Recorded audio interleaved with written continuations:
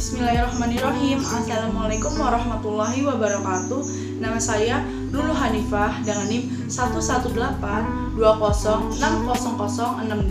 dari semester 5 kelas B Pendidikan Biologi UIN Sunan Gunung Jati Bandung. Di video kali ini saya akan mempraktikumkan tentang sistem pernapasan. Adapun tujuan dari praktikum ini yaitu untuk mengukur kapasitas dalam paru-paru. Nah, yang sudah kita ketahui bersama, bernapas adalah proses menghirup oksigen dan mengeluarkan karbon dioksida dan uap air. Tujuan manusia bernapas yaitu untuk menghasilkan energi yang dibutuhkan oleh tubuh. Proses pernapasan makhluk ini berbeda-beda loh, jadi dipengaruhi oleh beberapa faktor, begitu pula dengan alat pernapasannya. Proses pernapasan dimulai dari hidung. Begitu memasuki hidung, udara dihangatkan atau disaring oleh rambut hidung. Jadi rambut hidung ini berfungsi sebagai penyaringan udara kotor atau debu yang dibawa udara saat pernapasan. Mekanisme pernapasan dibagi menjadi dua, pernapasan dada dan pernapasan perut. Pernapasan dada terjadi karena otot antar tulang rusuk berkontraksi sehingga rusuk terangkat. Akibatnya, volume rongga dada membesar. Pada saat paru-paru mengembang, tekanan udara di luar lebih besar daripada di dalam paru-paru. Akibatnya, udara masuk. Sebaliknya, saat otot antar tulang berelaksasi, tulang rusuk turun. Akibatnya, volume rongga dada mengecil sehingga tekanan di dalam naik. Pada keadaan tersebut, paru-paru mengempis sehingga udara keluar. Pernapasan perut terjadi karena adanya gerakan diafragma. Jika otot diafragma berkontraksi, maka rongga dada akan membesar dan paru-paru akan mengembang. Saat itu juga udara masuk ke dalam paru-paru. Sebaliknya, saat otot diafragma relaksasi kembali ke semula, saat itu juga rongga dada akan menyempit dan paru-paru akan mengempis. Saat itu juga udara keluar dari paru-paru. Volume udara pada paru-paru terdiri dari volume tidal, volume pernapas simpanan, volume udara keluar simpanan, dan volume residu. Kapasitas udara pernapasan terdiri dari kapasitas paru-paru total, kapasitas sisa pernapasan, dan frekuensi pernapasan. Adapun alat dan bahan yang dibutuhkan, yang pertama, botol berukuran 4 liter. Yang kedua, cangkir ukuran 250 ml. Yang ketiga, baskom plastik besar. Yang keempat, selang akuarium atau lainnya sepanjang 60 cm. Yang kelima, spidol. Yang keenam, air secukupnya. Adapun langkah-langkahnya, yang pertama, gunakan cangkir ukur untuk menambahkan 4 liter air ke dalam botol atau galon. Secangkir demi secangkir, gunakan spidol untuk membuat garis untuk menunjukkan ketinggian air. Lakukan hingga menunjukkan ukuran 4 liter ataupun lebih.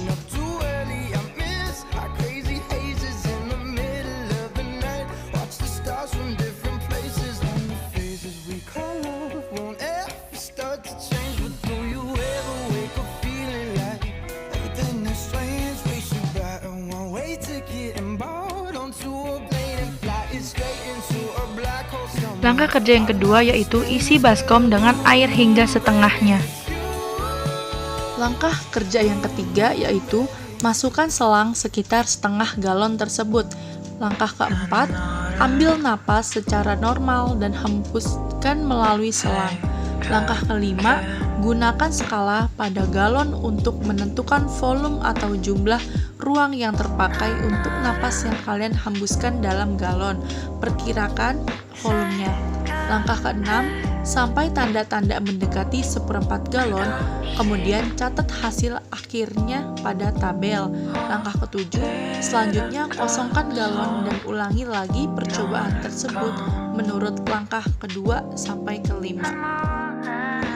Pada praktikum kali ini menghasilkan data seperti tabel di atas. Nama Lulu Hanifah, tinggi badan 165 cm, berat badan 59 kg.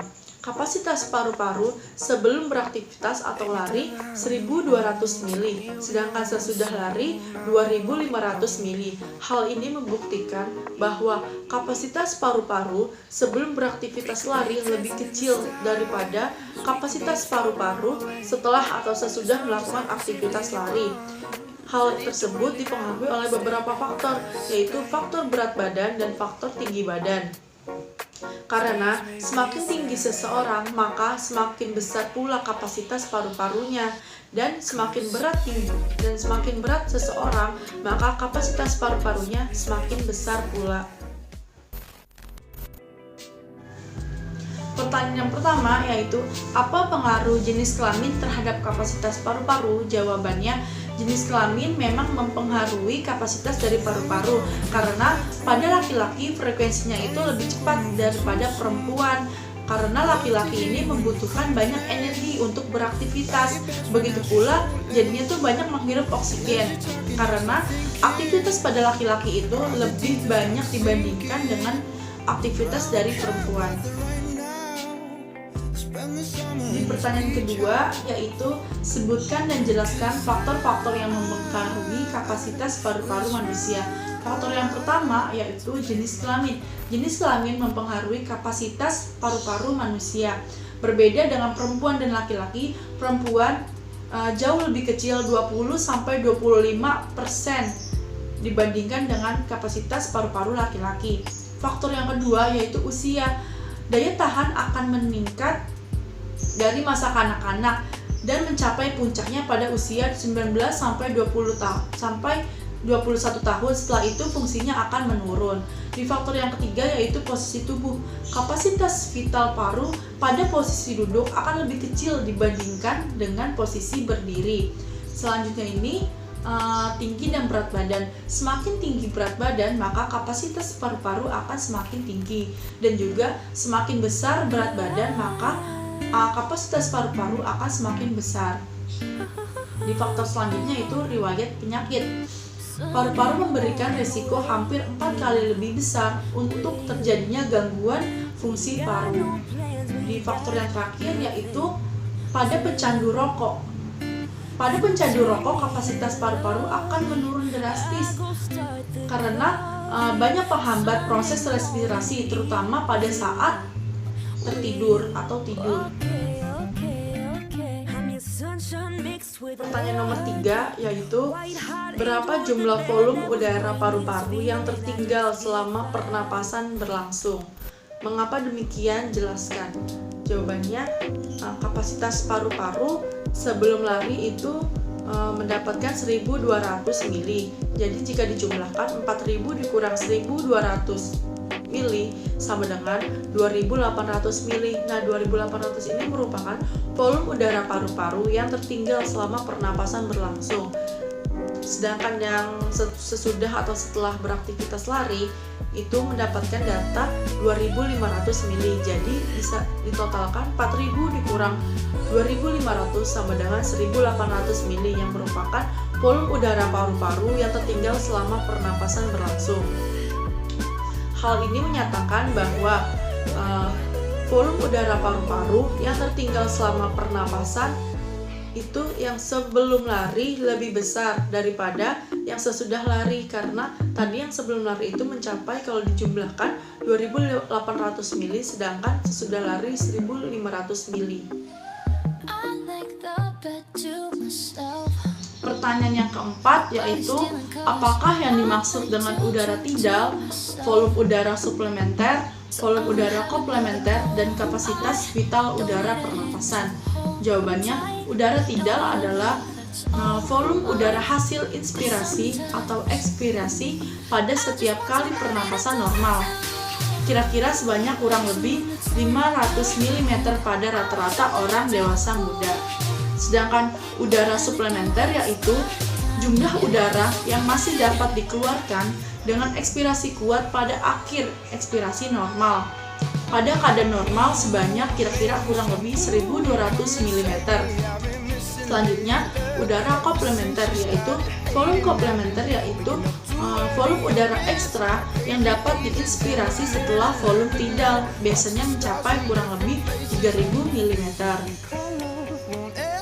Yang terakhir, kapasitas vital udara pernapasan, yaitu volume cadangan inspirasi ditambah dengan volume tidal dan volume cadangan ekspirasi. Kapasitas vital ini adalah jumlah udara maksimum yang dapat dikeluarkan dari paru-paru seorang setelah terlebih dahulu mengisi paru-paru secara maksimum dan kemudian mengeluarkan sebanyak-banyaknya kurang lebih 4600 mili. Nah, kesimpulan pada praktikum kali ini yaitu bernapas adalah proses menghirup oksigen dan mengeluarkan karbon dioksida dan uap air. Adapun tujuan manusia bernapas yaitu untuk menghasilkan energi yang dibutuhkan oleh tubuh. Mekanisme pernapasan dibagi menjadi dua, yaitu pernapasan dada dan pernapasan perut.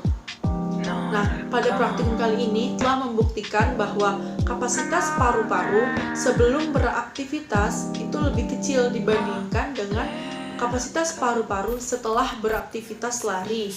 Hal tersebut dipengaruhi oleh beberapa faktor, antara lain usia, tinggi badan, berat badan, kondisi tubuh, dan riwayat penyakit. Cukup sekian praktikum kali ini. Mohon maaf bila banyak kekurangan dan bila terjadi kesalahan. Semoga video ini dapat bermanfaat untuk saya pribadi dan bermanfaat untuk kalian semua yang menonton. Saya akhiri dengan alhamdulillah. Wassalamualaikum warahmatullahi wabarakatuh.